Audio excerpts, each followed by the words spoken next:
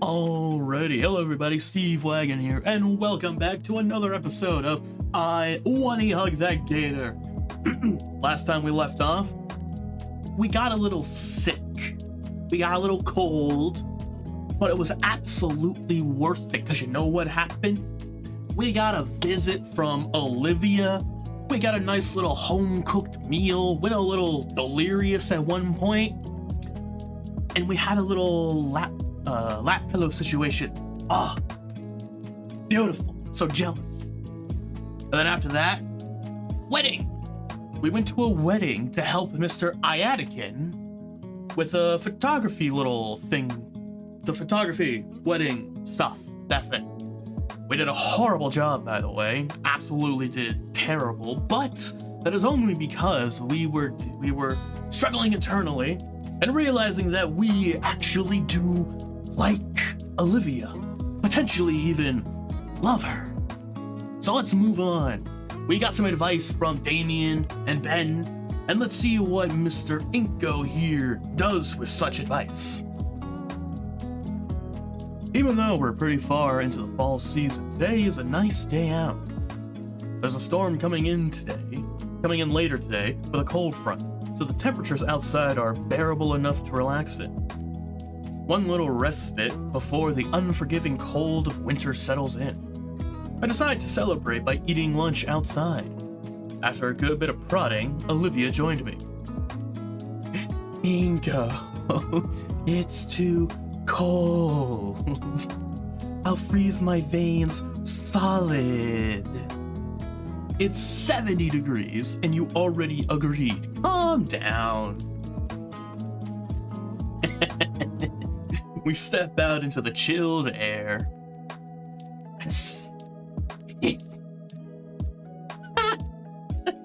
She pulls the drawstrings of her hoodie taut, yanking it shut again. When I try moving her along, she starts dragging her tail on the ground. You're secretly enjoying this, aren't you? ... That hoodie isn't hiding her silly little grin. There's a table by the edge of the yard that looks pretty good. Now it's just the two of us, alone, sitting at a picnic table in complete silence. Ingenious one-liners flow through my head like a slam poetry champion, yet I can't work up the will to say anything about the wedding to her. Guess there's always later. So, Olivia. The gator lifts her head from her roast beef sandwich, staring directly at me. What's up? How about this weather, huh? You know? Pretty nice, right? Huh? Seriously? Yeah, seriously. I'm not used to coastal towns, so this is a nice change of pace. Well, it's pretty chilly. Part of why we're the only ones out here. It is pretty empty out here today. Maybe it's like a human dino thing, more acclimated to snow. Even with the hoodie, it's a lot colder than I'd like. Oh, why'd you agree to come on outside with me? Well, you wanted to, and I... And you... Olivia's lips quiver a little as she tries to work out words to say. Her mouth isn't up to the task, as a flush of scarlet spreads across her cheeks and makes her pouting lips glow. Hey, stop looking at me like that. I mean, where are you from then? The Midwest. Wait, this man's from the Midwest? I could have been giving him a southern accent this whole time. The Midwest? Only loons come from the Midwest. Oh, come on. That's not true. Alright, what was it like then? A lot of empty promises. Nothing worth talking about. What do you mean empty promises? What was St. Hammond like before I showed up? Oh, horrible. Everybody here sucked. Well, they still do, I guess. But seriously, most of the faculty had to stick up their ass, and the student body was holding on for dear life. I'd do anything to get out of this place if I got to take you and Damien with me. ... Wow. Colorful. Who said that? Olivia and I freeze at the familiar voice. Oh. The principal's just standing right there. Neither of us saw her. Oh, no. Uh-oh. The sound of stone grinding on stone echoes through the courtyard as we turn our heads towards whoever said that. Principal Scalar stands just as still as us, her face burning red. Though her jaw is moving, teeth grinding exceptionally loud. Yeah, teeth grinding exceptionally loud as she looks at Olivia. No! No, not... Fuck, I forgot his name. I forgot his name, oh no. Next to her stands a large whale dressed in formal attire. Mr. Ferris! I totally got that name before it showed up, definitely. I guess Mr. Ferris is still doing that inspection. And did he hear... What were you saying just now about student morale, Principal Scalar? He doesn't even look up from his clipboard as he begins jotting down something with a pencil. I said had. Ever since Principal Scalar took over as our principal, things have gotten better. Olivia's words do little to make Scalar's face lessen in both color intensity and heat. Yeah, have to say this school's way better than my old one by at least a country mile. So, Mr. Inco, would you say that your time in St. Hammond since your transfer has been both fruitful and comfortable? I mean, compared to my old school, I've met good friends, have had excellent teachers and classes, and have had an all-around good time. Also, the cafeteria food is great here. It actually tastes like food and not microwave reheated gruel. Mr. Ferris gives me a nod and writes something else on his notepad before turning to face Olivia. What about you, Miss Olivia Halford, was it? Got any more comments regarding St. Hammond? Do be honest, if you please. Dots. Olivia shoots me a quick glance before taking a deep breath. Well, the school needs more handicap access ramps. Also, the elevator in the main building is busted. Sometimes I get stuck for a few minutes. Also, our PE teacher steals hats from the students and hoards them in the equipment shed. I can almost feel the heat emanating from Principal Scalar's face as soon as Olivia finishes lodging her complaints. Wouldn't want to be around her after Ferris's visit is over. For this part, Mr. Ferris only nods and writes more down on his clipboard before turning back to face Scalar, who does her best to turn her grimace into some kind of smile. Seems like there are some issues left over from the previous administration. Are you already taking care of correcting the issues, Miss Halford? Are you already taking care of correcting the issues Miss Halford has pointed out? Principal Scalar nervously clears her throat. I've already sent in a request to the district to have the elevator looked at by a technician. Mr. Ferris nods and writes something else on his clipboard before clicking his pen and stuffing it in his front suit pockets. I'll have to talk to the superintendent about that request next time I'm at the office. What about this PE teacher Miss Olivia mentions? Oh, Mr. Coach Sully. Ferris raised an eyebrow. It's his legal name. I know. Is there a problem with the name Coach Mr. Is his name actually Coach Sully? Like, Coach is his legal first name. Hey, hold on. That's yeah.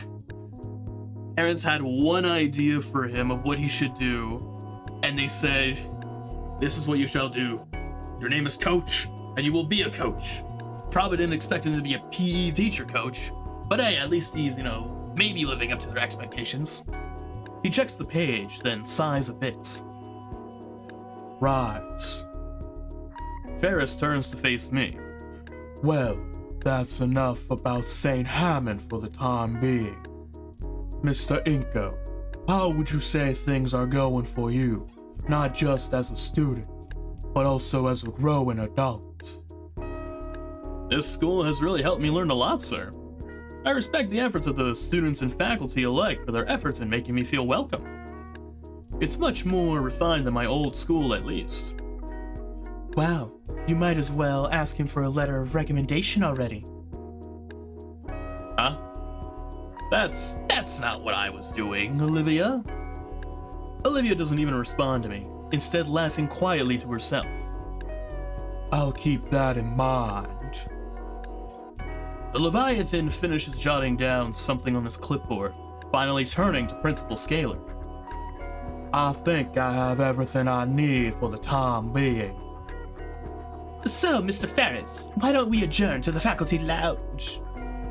Of course. We can go over your future budgetary plans over a nice cup of coffee.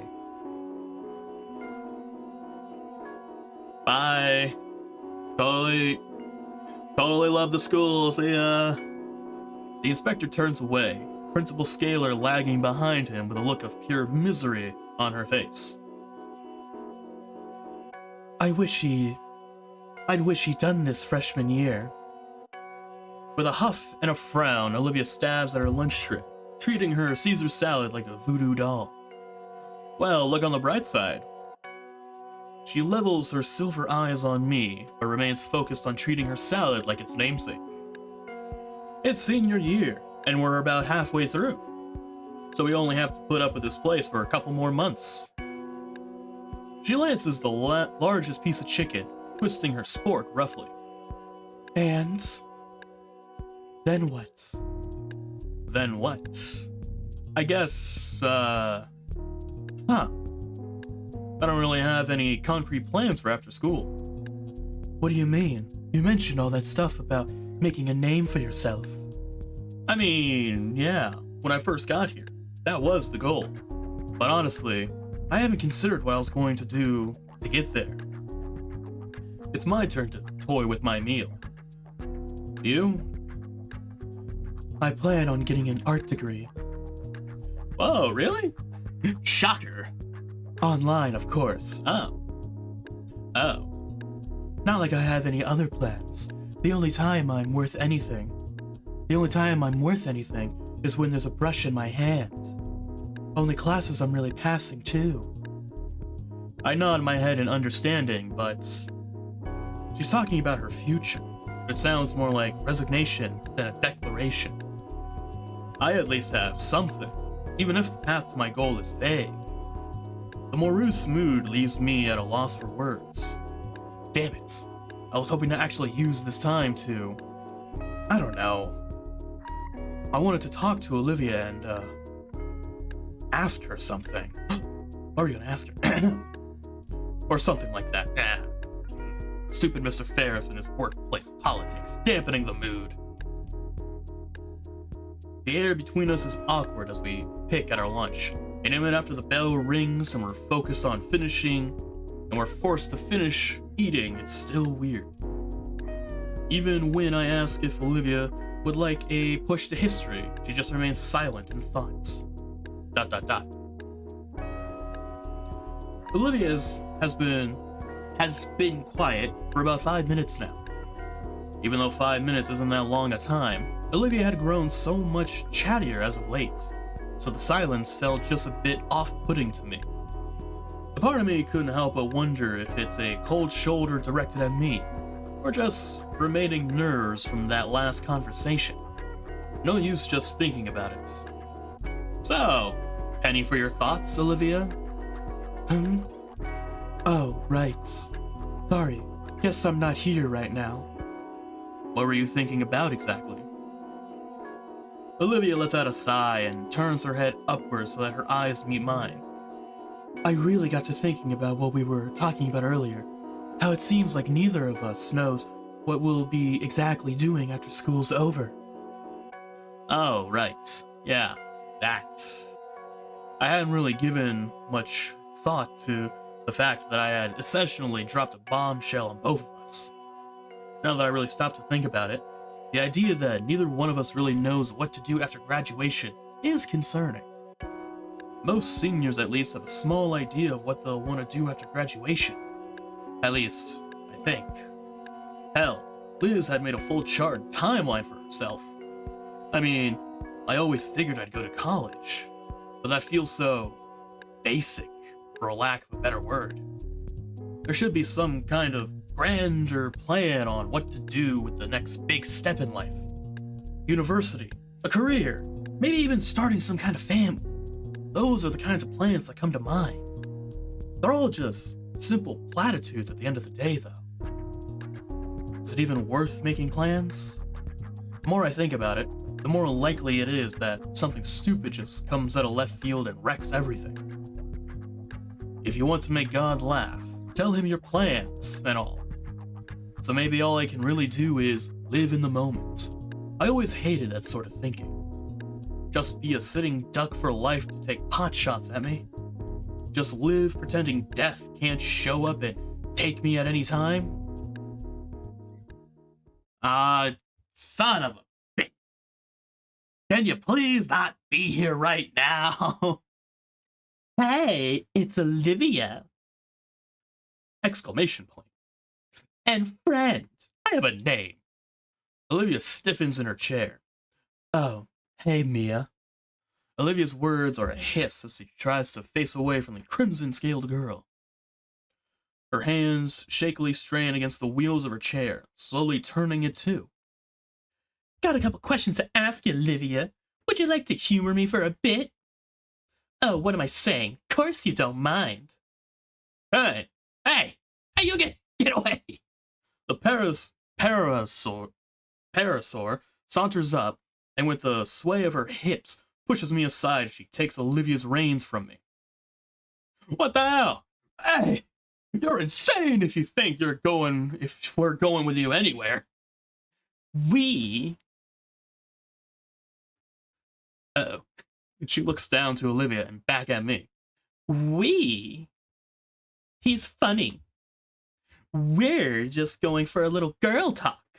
No boys allowed, sorry. You're up for that, right, Liv? She puts a hand on her shoulder and cocks an eyebrow back at me like she knows something. ... So yeah, we'll just be a moment. Don't worry that pretty little head of yours. Hey, where do you think you're going? Nico, after them! I'm left gawking and confused as the two head off in another direction. Olivia doesn't seem to know what to say or do either, so she just goes along with the parasaur wheeling her away. A part of me wants to give chase, but the side eye that Mia sends back at me forces me to stop. I feel useless as I watch the two turn the corner. Aha, they've turned a corner. She can no longer turn back and give me a side eye. Now we can follow. My thoughts of what I want to do, going after the pair, are betrayed by my body still frozen by the icy glare from Mia. Damn it. I'll just get to class and ask what this was all about later. No! Nico! Or Inco! By the time I get to Prockling's history class, I'm half expecting to find Olivia already waiting for me. Some kind of remark primed and ready to be spoken to me. But instead, she isn't there. I reluctantly take my seat, tapping my foot impatiently. Even when the bell comes and goes, there's still no sign of her. Shit. I shouldn't have let Olivia go with her alone. What the hell was I thinking? I really don't want to cut class, but I can't afford anything bad happening to her. ...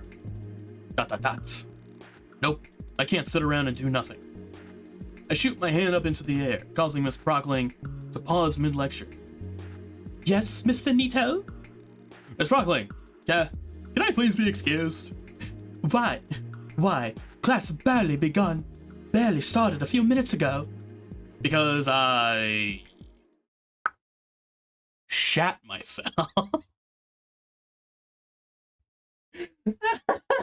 Couldn't come up with anything better. I couldn't come up with a single thing besides shitting my pants. You know what? You better hope this works. I'm halfway out the door already. She tried saying something. Where do they go? There's not a soul to be found anywhere. If I were a bitch, where would I harass somebody in secret? Shoot, whatever's between them, I hope it isn't turning physical. I mean, she wouldn't. Would she? My hands clench tighter and tighter as I focus on walking faster. Finally, something snaps me out of my trance. The faint sound of squeaking metal. I've heard that sound before. I turn towards the source, just beyond the door of a nearby classroom. Judging by the paraphernalia covering the door, I think this is the algebra room. I grab the handle and haphazardly throw the door open, praying that I'm not about to rudely interrupt a teacher for the second time today. Looks like shit. How am I? Should be happy it's done. What's going on? Two heads turn to me in a mix of anger and surprise. And they're the heads of the girls I was looking for. It's like a sudden three-way standoff. I was definitely not intended to be a factor in whatever this is. I really should have thought about that before barging in. Hey! What's up? All good? ... Thank Raptor Jesus, she's okay. What the fuck are you doing here? I should ask you two the same question. Oh my god. Look, Baldy, now's not the time. Don't talk to him like that. Yeah, or what? I told you not to be followed. You were there when we left. He just heard you screaming like a maniac. I've been forgotten already. What is going on? Huh? Ah! Oh, hey. Why are you two in an empty classroom yelling at each other? The two fall deafeningly silent, unwilling or unable to speak. I notice a piece of paper in Mia's hand. It looks like something's drawn on it. The style is different, but it's unmistakably one of Olivia's works. Mia, why do you have her drawing? The parasaur stops blinking for a few seconds before shoving the paper in her jacket. Before I can question it any further, Olivia speaks up. Inco, why did you come here? You seemed like you were in trouble? How touching. Well, we're all in trouble now. We?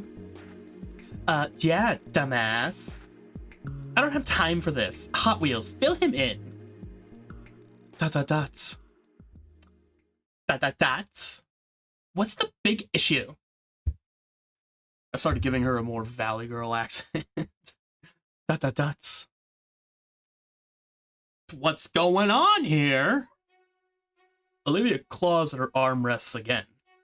She looks ready to cry. Hey, where'd all your vicious bravado go? Are you afraid to tell him? Afraid of what he'll think? About what? What's going on? Shut up. Precious. Fine, I'll say it. Mia turns to me with a malicious grin. I know about this. I know about what this prick did during the yearbook art contest. What? Now, ordinarily, I wouldn't give two shit. But then it hit me. Holy shit. She can just get away with it? Now, how crazy is that? She pauses, goading me to say otherwise, but I bit my tongue. Like a shark smelling blood, she starts to circle me, continuing her taunts. Then one thing leads to another. Now we're helping each other out. After all, if the school found out, I'd leave a permanent mark on her unemployable ass. What? Yours too, probably, since you're involved in all. My teeth creak painfully from my clenched jaw, and yet the blood drained from my face. I'm talking about her record, you mouth breather. Art's her big break, right? Skipping the whole rigmarole, The gist of it's simple. So, Olivia draws up some BS group projects for me, and some of my friends, turns them in, and I make sure the whole incident goes away. I managed to earn back some of the feeling in my consciousness, just long enough to defy her. But that's blackmail and cheating. That's wrong. Oh my god, that's fucking precious. Mia blinks a few times before turning to look at Olivia, then back to me, then back to Olivia. What, are you disappointed in her now? I bet you made her pinky swear she would never do anything like that again. She leans closer to me, Fox whispering. Well, sorry to break the news, Inco, but your friend here is a liar. Don't listen, I wouldn't be. She was threatening me. Threatening? Honey, if we were swapped, you'd be seeing my... If we were swapped, you'd be seeing my ass hang. All I'm doing is making things better for the both of us. Not my fault you tried to get away with cheating. You think a cripple like you would have more shame than that? Hey, you watch your tongue. I watch Olivia's eyes start twitching. Mia's really starting to get to her. I can't let her keep talking to her like that. Mia, just stop it, okay? She really doesn't need this right now. Can't you both just walk away and pretend this never happened? Shit, Inco, you're good. You hear that, Olivia? Wait, but I didn't mean...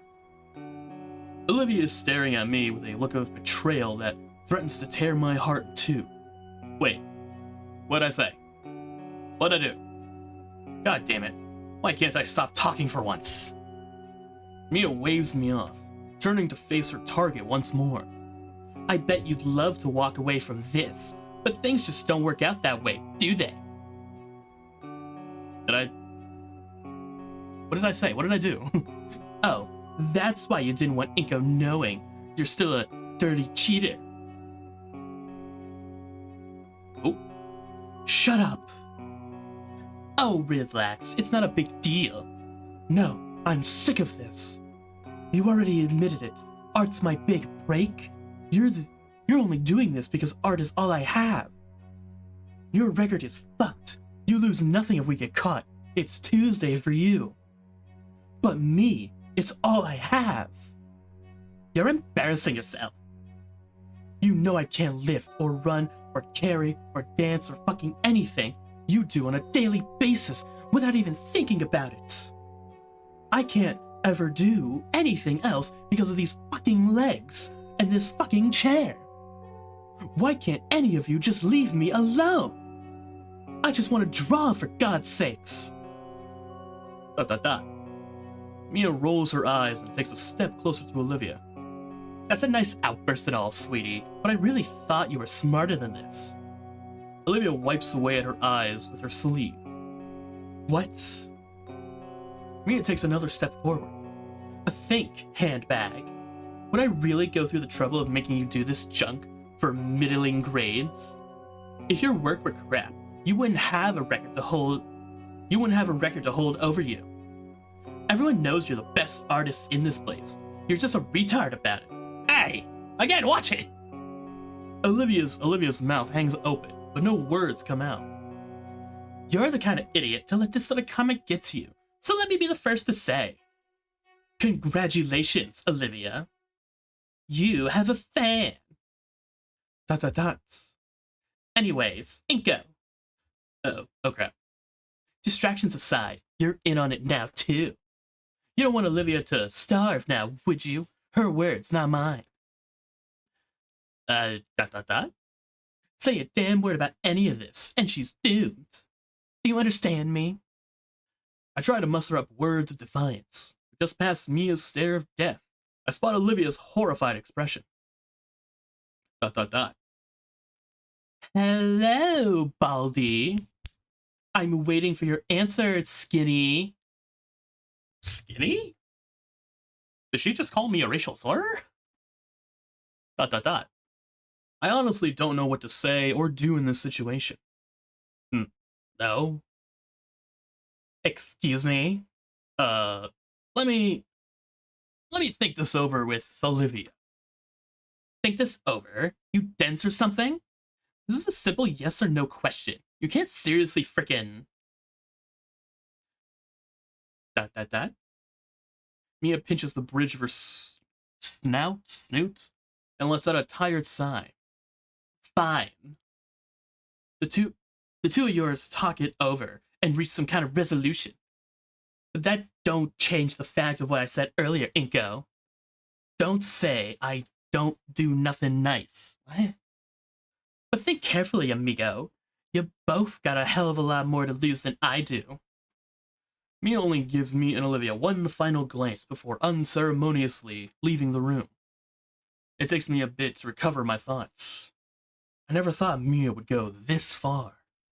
And Olivia right now, she must be... I stand up from the floor, slowly approaching the alligator. It's like on the ground. She looks like a mess. Dots. Why did you have to come in here? I'm sorry. I was just so worried about what Mia could have been doing to you, and I wanted to make sure you were alright. Uh-oh. Olivia grips her armrests. I was alright. I had it handled with Mia.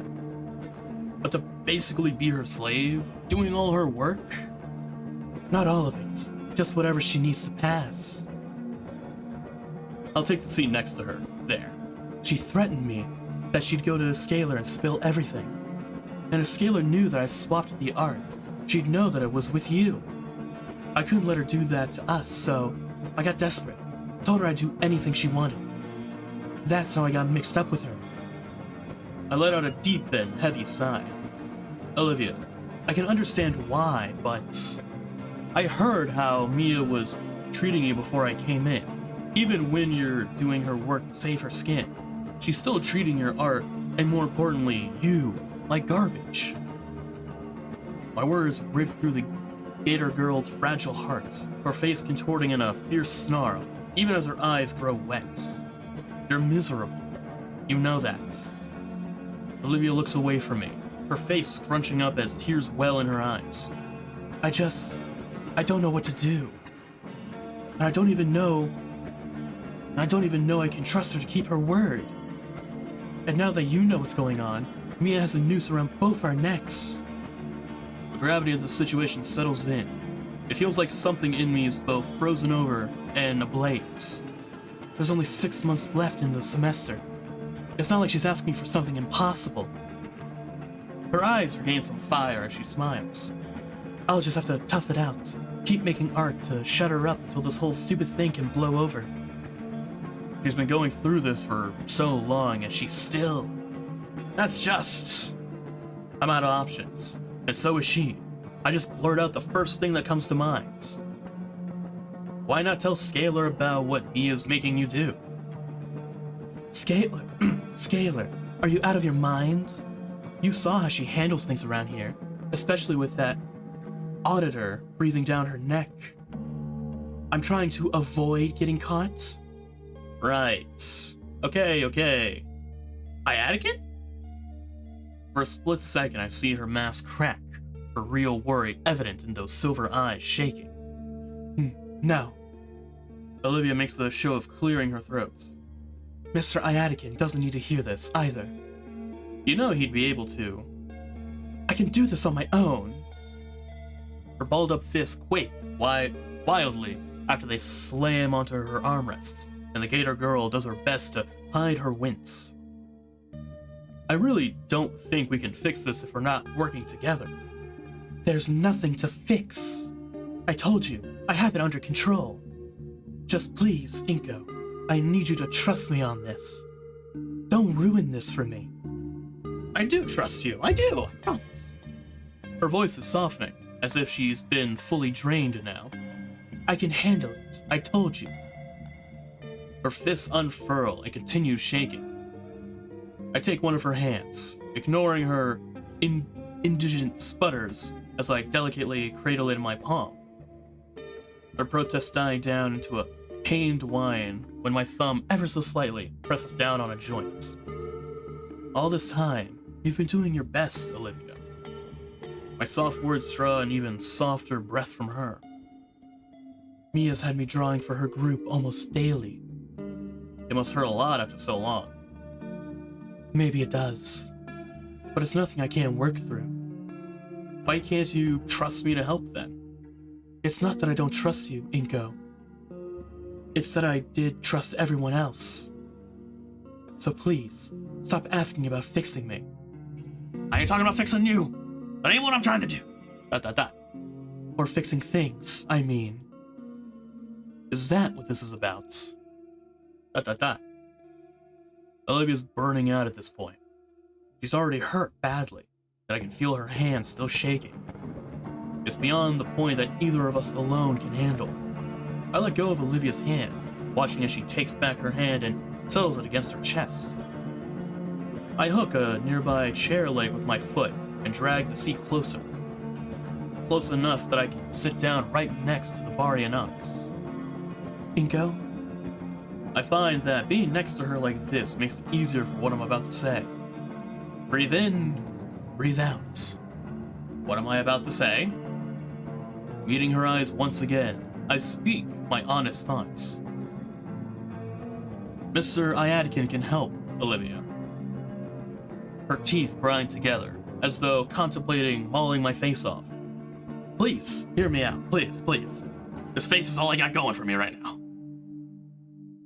I want to trust you, Inco, but I'm just scared that Iadican will hate me forever for this. He's the only one that's ever made me feel like my art is worth something. I can't lose him. Look, we can get you out of this. Of course Iadican will understand, even go to bat for you. And if you're the one to speak up, it means you're the one getting back at Mia. She won't have power over you.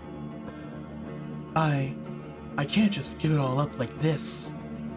How can I trust you with my entire future? You have nothing to lose. I have everything. Can you trust Iadican? Will he really just let that happen? Mia has no reason to not throw you under the bus. Does he? Of course not. Mr. Iadican is... He's the only teacher that's never given up on me. I'm here with you, too. You're not alone, Olivia, but you need to accept our help. Please. Olivia looks me in the eyes for a few seconds before sharply snapping her face downward. Her body then begins to quiver, almost as if she trembles with a mixture of cold and fear.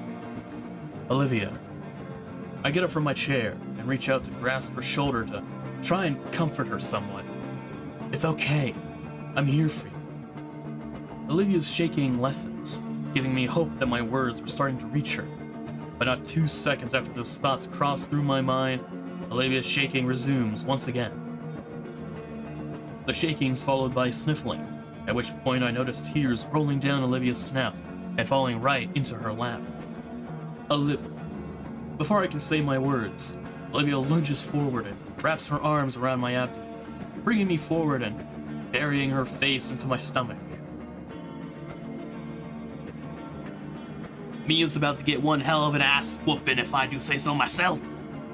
Next time I see her, it is hands swinging. At which point she begins to let out what I can only describe as a pain-filled wail. At first, I'm left utterly frozen in place, hands raised and eyes wide. Nothing in my life has ever prepared me for a situation such as this. No, Inco, you know what to do. I place my other hand on Olivia's other shoulder and slowly take a single knee, bringing me to eye level with her. Then, without saying a word, I tighten my embrace, allowing her arms to wrap around my neck as I wrap my arms around her. My waist is pulled closer too by her boa-like tail that's become an impromptu belt harnessing me to the gator girl. There's a distant thumping on my chest, rhythmic and relaxing. The realization that it's her heart sets my face ablaze, but also brings a smile to my lips. I close my eyes and let myself become lost in the warmth of Olivia's embrace.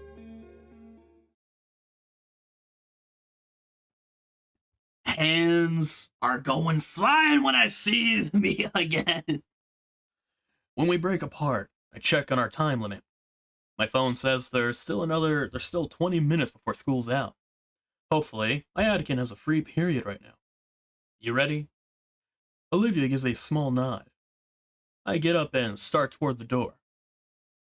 The door held open with the back of my shoe. The door held open with the back of my shoe. I look back to her. As Olivia wheels over, she grunts with each push. Oh crap, I'm an idiot. Once she reaches me, Olivia gives me a very meaningful look. Though I don't really get its intent till her tail wrap itself around my wrist. Oh, right. Taking Olivia's reins for her, we start toward our art teacher's room in companionable silence. Man, I can't wait to just go home and relax. Maybe open a bag of chips. Olivia's trembling has fallen to a 2 on the Richter scale, so that's nice. She's seen enough Mia to last a while. Then again, so have I. She'd probably kill us if she saw us sneaking off.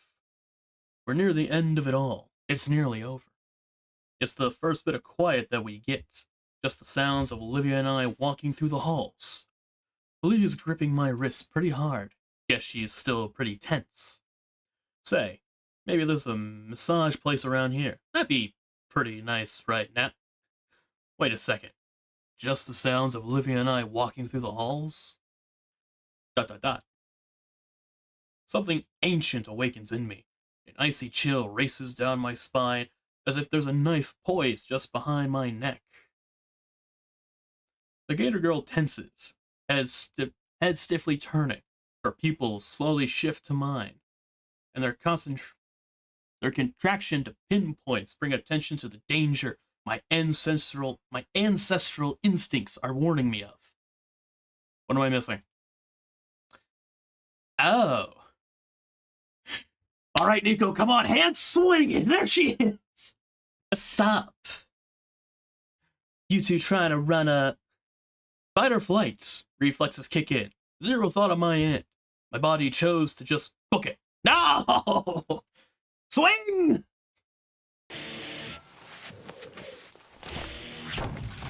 Uh-oh. Oh! Oh! Oh, what's going on here? Uh-oh. Bye! Bye! Oh, she is gunning for us! To the elevator! Aha! You can't open that, right? Right?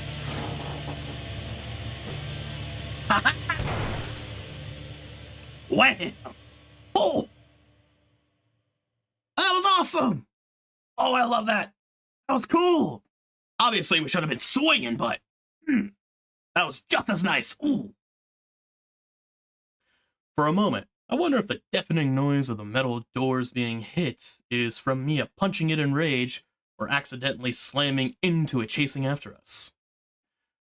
When I catch you, I will eviscerate you and every last thing you love. The elevator finally begins its descent downwards. I exhale deeply. Olivia's gasps for breath. My arm stings from Olivia's razored grip. Good thing I have a jacket. Her claws have shredded the sleeve. I think it may have even drawn blood. I shake my arm a bit, and Olivia retracts her hands apologetically. Sorry. Oh God. Are you okay? No, I'm not. What happens when we reach the bottom? Mia will be waiting for us. Olivia removes the key from its slot. It won't open. Just don't make any noise. The elevator reaches the bottom. Just as Olivia said, without the key, the outmoded chamber simply powers down. Silence. There's a small gap under the door letting light in. There's nobody there. We sit in the dark, empty cabin. We sit in the dark, empty cabin for what feels like minutes. I'm pressed close to Olivia while we wait it out. I can feel her tail wrap around my ankle, which, thankfully, won't rip my clothing apart. The phrase 7 minutes in heaven surfaces in my mind and is buried immediately. Listen, I'm all for, trying to progress this along, but I don't think now's the right time, Inco. ... It's a bit warm in here. Heavy, rapid footsteps zone in on us, accompanied by the sound of ripping paper. Mia's destroying everything on the walls. You fuckers had better still be in there. If you cowards ran away, so help me, Raptor Jesus. She's right in front of the door. I hear her heavy breathing and soft thuds as she attempts to put her ear to the door a few times. I try to stay as silent as possible, but I'm afraid the homicidal parasaur can hear my heart hammering in my chest and pants crapping to horror.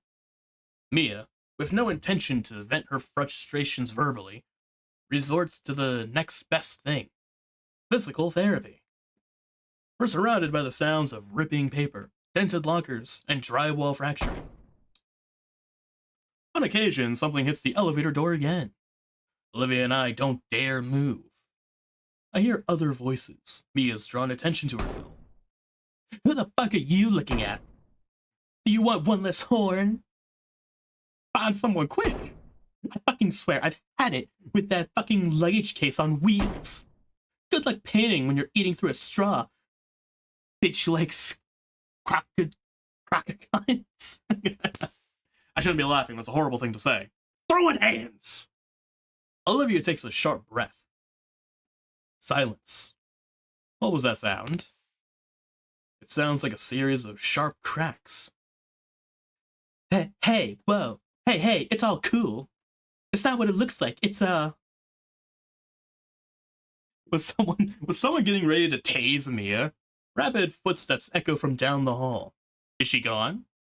What the fuck could have scared Mia like that? There's a light knock on the elevator door. Hey, anyone in there? He sounds exhausted, but it's definitely Iadican. By now, my eyes have adjusted to the lights. Olivia's relief is palpable and shared, my body finally relaxing and practically melting against the wall of the tiny elevator. We're going to have to tell Iadican. It's safe to come out. It's all clear. Well, it looks like a stick of dynamite went off out here, but otherwise it's fine. I look at Olivia, who stares at the key in her hand. She moves to unlock the elevator, but hesitates. I think our teacher's able to sense it, since his tired voice carries the weight of his worry. Everything will be okay, I promise. But she doesn't put it in. She just stares. You don't know that. Olivia whispers softly. I can barely make it out. God, please. Putting that key in and opening up means telling Iadican everything. ... There's no way Mia's letting this slide. Nothing's a safe bet. Nothing can be said for sure.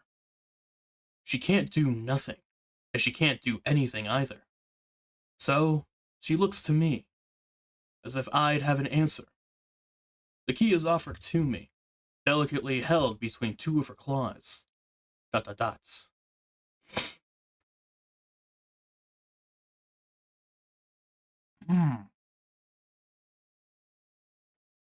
Okay.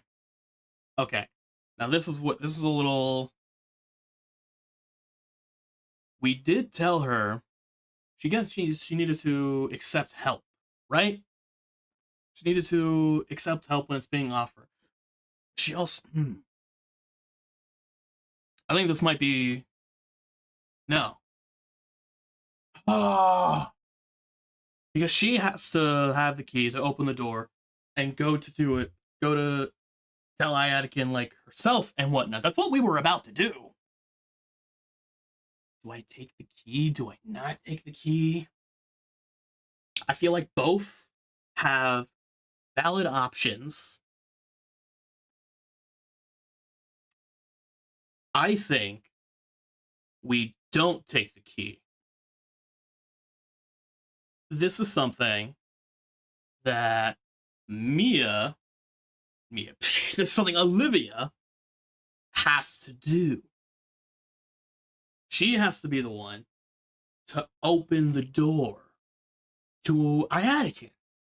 She has to be the one to do it. The elevator door and the metaphorical door, I think, right?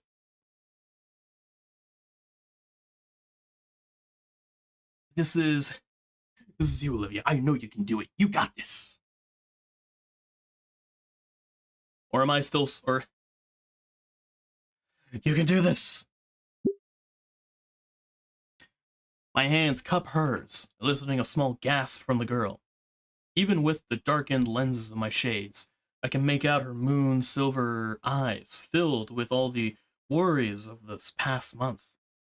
Worries she'd endured because of our friendship, and possibly more. Inco. My fingers curl softly, pushing the key back into her palm. My lips move, but no sounds come out. He'll understand, Olivia. Either from my unspoken words or my comforting grip, Olivia is able to gather her courage. Yes, I made the right decision! I made the right decision! We share a simple nod, and her hand finally moves to the panel. With the key inserted and twisted, the dark room shudders briefly before the metal door finally starts to slide open. We're greeted by the sight of our teacher. Yes. Looking very haggard, his brow slick with sweat and holding some strange black rod. Olivia reels back at the sight of the odd baton. Thanks for saving us, Mr. Iadican. Don't thank me just yet. I'm going to need an explanation for all of this. So is Principal Scalar, for that matter. He steps aside and motions us out of the elevator with a wave of the broad stick. Come along now. Give the janitors some time to take care of the mess. Oh, we don't get to see the mess, damn. Holy shit. It looks like Mia tried to destroy everything within her reach in the hallway. On the ceiling, a pipe is leaking water intended for fountains and toilets. A group of dinos in overalls round the corner, looking absolutely pissed. Our teacher waves at them and begins escorting us to his room. All the adrenaline has faded now, and I can feel the acute pain in my arm. Olivia's hand reaches back, behind her head to the arm she had grabbed, and her fingers delicately loop around the spots. She looks back. Wait. Okay, I think I said that right, maybe. She looks back, her mouth shut tight, but her sympathetic eyes telling me she's sorry. I nod back with a comforting smile. Sure, it hurt, but I knew she didn't mean it. We look forward again to the door of Iadican's classroom. Olivia sighed and resigned herself to explaining everything to our teacher. ... Olivia looks ready to collapse. She had taken the better part of an hour explaining Mia's extortion in full detail to Mr. Iadican. I grabbed Olivia's canteen and handed it to her. She greedily chugs the entire thing, gasping after and rubbing her sore throat. It was hard to get a read on what our teacher was thinking. His brow was furrowed, his fingers steepled, and he was muttering to himself. Finally, with a deep sigh, he stands from his desk and looks at the exhausted girl. I had a feeling something was going on, but to this extent. You should have come forward sooner. I know, but we're here now, aren't we? A fair point. Still, I'm concerned that you thought nobody would notice. I didn't think anybody would care to look. Those assignments go through dozens of eyes, you know. What do you mean? Your style, Olivia! I saw it from a mile away, and I was just waiting for you to talk to me. You knew! You knew this whole time! You knew? Why didn't you say anything? I wanted it to come from you! Don't worry, I'm not going to lecture you. Raptor Jesus knows you've had enough of that already.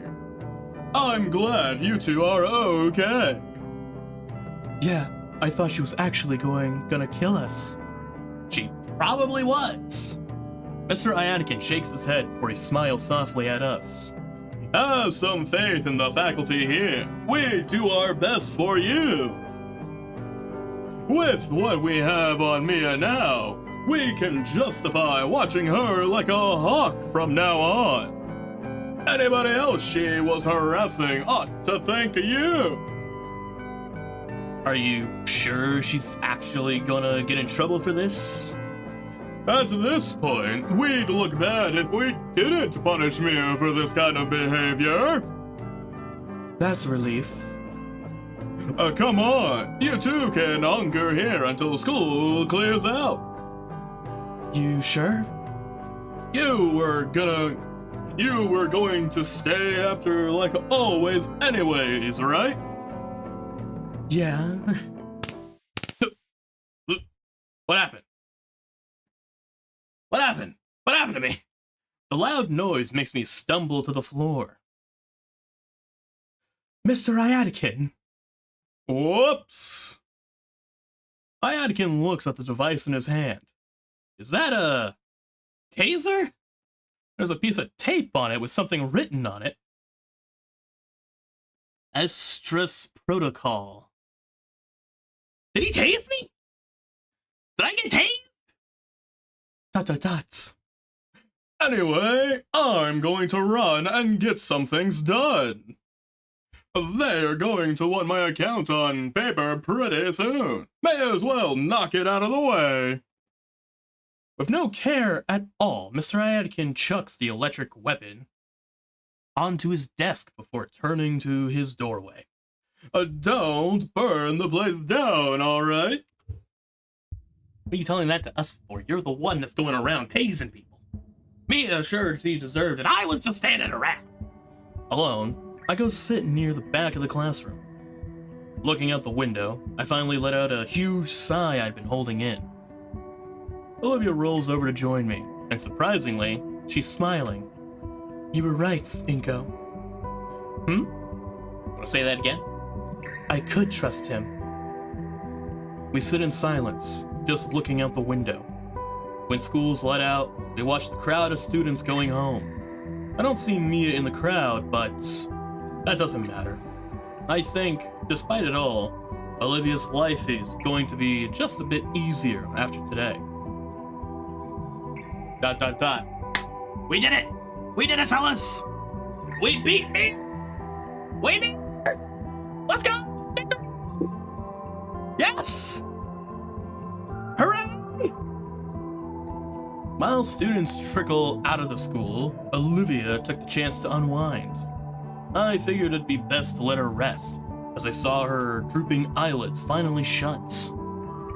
She looked cute, just napping idly in her wheelchair, except for the weird bellowing.